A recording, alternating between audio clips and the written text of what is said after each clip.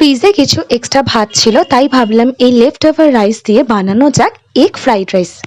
তো যেই ভাবা অমনি কাজ শুরু। তো প্রথমে কড়াইতে রিফাইন অয়েল দিয়ে দিলাম, তারপর তেলটা ভালো করে গরম হয়ে গেলে ওর মধ্যে চপড গার্লিক, পেঁয়াজ, গাজর, ক্যাপসিকাম, বিনস, ফুলকপি, বাঁধাকপি দিয়ে সামান্য নুন দিয়ে ভালো করে ভেজিটেবলসগুলোকে ঢেকে একটু ভেজে নেবো। আর সাথে মাঝখান থেকে ফেলে নেওয়া কয়েকটা কাঁচা লঙ্কাও দিয়েছিলাম। সবজিগুলো যখন মোটামুটি সেদ্ধ হয়ে যাবে তখন কড়াইতে একটুখানি জায়গা ফাঁকা করে নিয়ে ওর মধ্যে সাদা তেল দিয়ে দুটো ডিম ফাটিয়ে নিয়ে এগ স্ক্র্যাম্বল বানিয়ে নেবো। তারপর ডিম ভাজার সাথে ভেজিটেবলস গুলোকে মিশিয়ে নেওয়ার পর ওর মধ্যে লেফট ওভার রাইসটাকে দিয়ে দিলাম, সাথে কিছুটা ভিনিগার দিলাম ওই 1 চা চামচ মতন, আর স্বাদ মতো নুন আর গোলমরিচের গুঁড়ো দিয়ে দিলাম।